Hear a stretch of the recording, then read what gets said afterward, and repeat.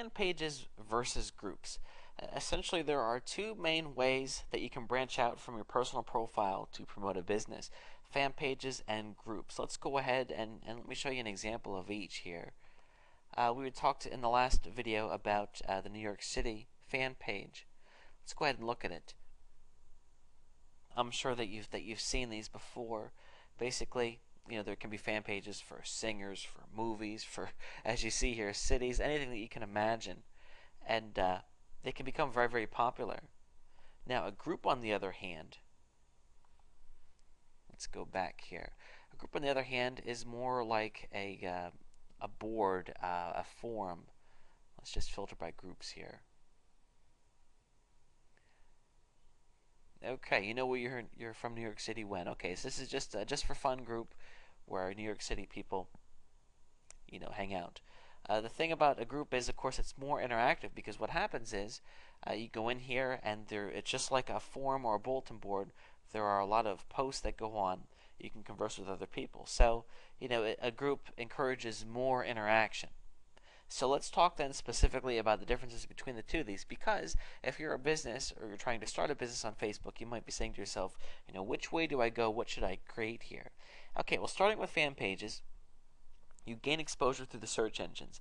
Facebook is a closed community, meaning that, I create a profile on Facebook and somebody from the internet can only see my profile if they're my friend. This is a mistake that MySpace made, because anybody can see anybody's MySpace page, generally speaking, by default, and things didn't work out so well for MySpace. Facebook has overtaken them because it's more private, and this fan pages is a way to bring that back. Because the problem is, your Facebook page could be, incredible, have lots of great information, but the search engines are not going to see it. And if you've done a lot of marketing for your website, I'm sure that you know that it's a good thing to have as many things in the search engines as you can. So having a fan page that is actually ranked in the search engines can be a great tool that you have, because it can get you exposure from the actual search engines.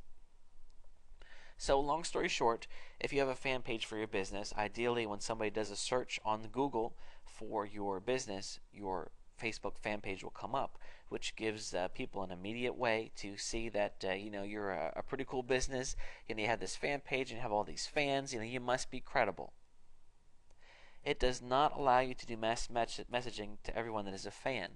Now, groups can. We're going to talk about that in a minute, but this is a big setback of fan pages, because obviously it would be great when you have fans if you could send everybody a message at once, and you can't do that with fan pages. So keep that in mind. Wall posts show up in members' news feeds. This is a huge, huge positive, and unfortunately a negative for the groups that we'll talk about in a second.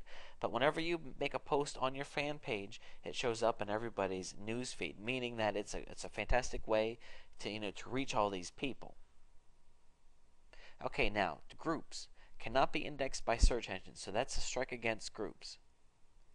They do allow you to message everyone at once, up to 5,000 people. So if your group grows to be more than that, then you can't do the mass messaging anymore.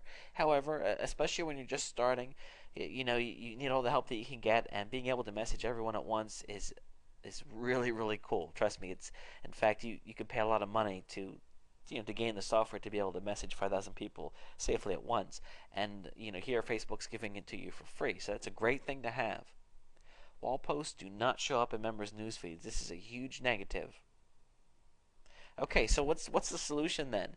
I'll tell you what, I have to recommend that you do both.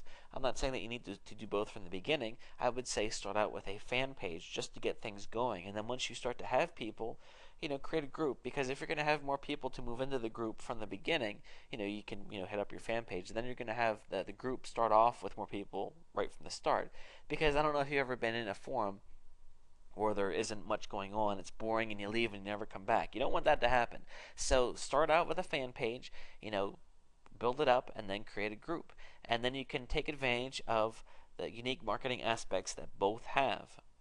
And I think you're going to find that a lot of people do things this way. So, as you move forward, if you find that one of them is not as much of a fit for you, then you can focus more on the other. But I think it's good to get your hands in both, because there's certain reasons to be using both.